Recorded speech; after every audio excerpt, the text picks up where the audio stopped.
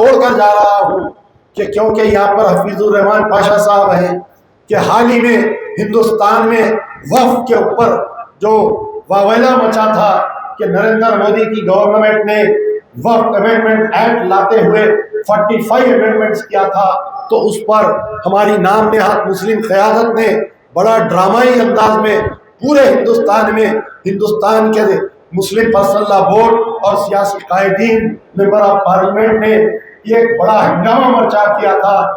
लेकिन बड़े अफसोस के साथ इस बात को मैं आपके सामने कहने में मुझे बड़ा अफसोस हो रहा है कि हिंदुस्तान में Telangana state is the first state to implement Waqf amendment act.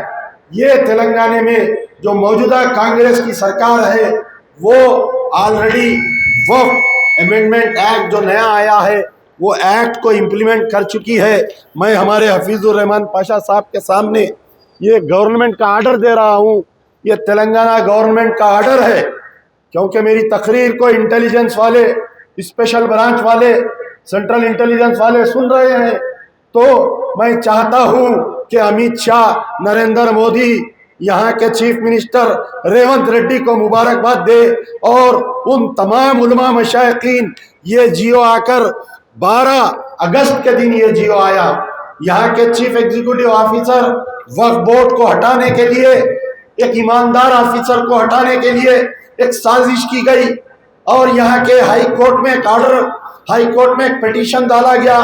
5 अगस्त के दिन एक ऑर्डर आया हाई कोर्ट का कि क्योंकि जो मौजूदा चीफ एग्जीक्यूटिव ऑफिसर है उसका तकर्रुर जो है एडिशनल कलेक्टर रैंक है, as per the new Waqf act होना तो ये चाहिए कि जॉइंट सेक्रेटरी कैडर किसी आदमी को यहाँ पर जो है चीफ एग्जीक्यूटिव ऑफिसर डाला जाना चाहिए। ये एक पिटीशन हाई कोर्ट में डाला गया और बगैर किसी ताखिर के हाई कोर्ट के जज ने एक जजमेंट पास किया। 5 तारीख के दिन ये जजमेंट पास किया कि नए वक्फ कानून के तहत हिंदू या मुस्लिम, किसी हिंदू या किसी मुस्लिम जॉइंट सेक्रेटरी कैडर के चीफ एग्जीक्यूटिव ऑफिसर वक्फ बोर्ड तैनात किया जाए। लेकिन हमारा जो गवर्नमेंट ऑफ तेलंगाना का वकील था, जो एडवोकेट जनरल था, उसका काम था कि ये बोलना चाहिए था जज के सामने हाई कोर्ट के कि ये मसला अभी सुप्रीम कोर्ट में चल रहा है, we can not implement new Waqf act बोलना चाहिए था।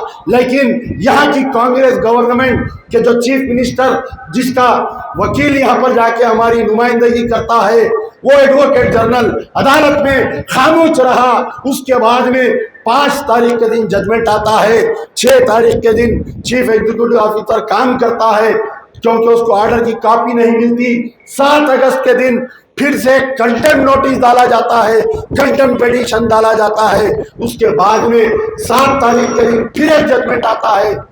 7 तारीख के दिन 2 जजमेंट आते हैं कंटेम्प्ट नोटिस में कि क्यों इसके अंदर यहाँ पर नए चीफ एग्जीक्यूटिव ऑफिसर हिंदू या मुस्लिम जॉइंट सेक्रेटरी कैडर को क्यों नहीं डाला गया।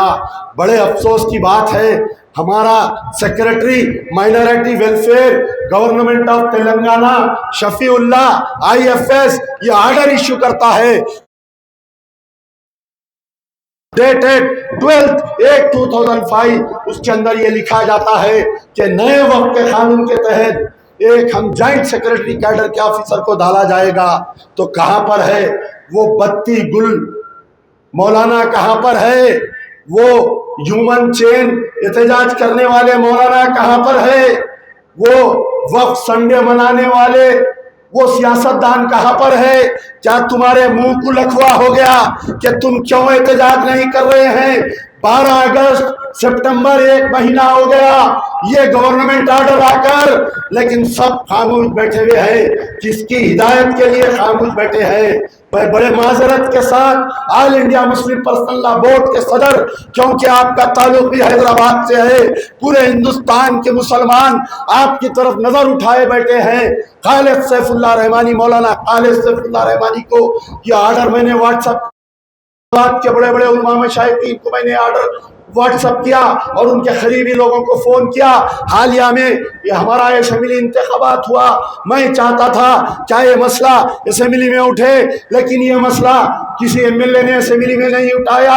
अरे गैरों से कोई शिकायत नहीं, लेकिन तुमसे उम्मीद थी, मजलिस इत्तेहादुल मुस्लिमीन के एमएलए से ये उम्मीद थी कि हंगामा कर देंगे असेंबली में। और वो कहाँ पर है? वो राहुल गांधी कहाँ पर है? वो मोहब्बत की दुकान कहाँ पर है? हमने तो पीवी नरसिम्हा राव की कांग्रेस को वोट नहीं दिया, हमने राहुल गांधी की कांग्रेस को वोट दिया, हमने प्रियंका गांधी की कांग्रेस को वोट दिया, हमने सोनिया गांधी की कांग्रेस को वोट दिया। हमको मालूम था कि कांग्रेस सुधर गई है, हम ये सोच रहे थे। लेकिन बड़े अफसोस के बाद आज तेलंगाना के मुसलमान इस मसले पर अगर आप एहतजाज नहीं करेंगे, ये GORT नंबर 67 अगर इसको कलअदम नहीं करेगी हुकूमत, तो याद रखो Telangana will be the first state, ये पहला स्टेट रहेगा कि यहाँ पर नए वक्फ कानून को लागू किया गया है। मैं तमाम उलमा से अदबन गुजारिश कर रहा हूँ कि इस जियो के खिलाफ में एहतजाज करे।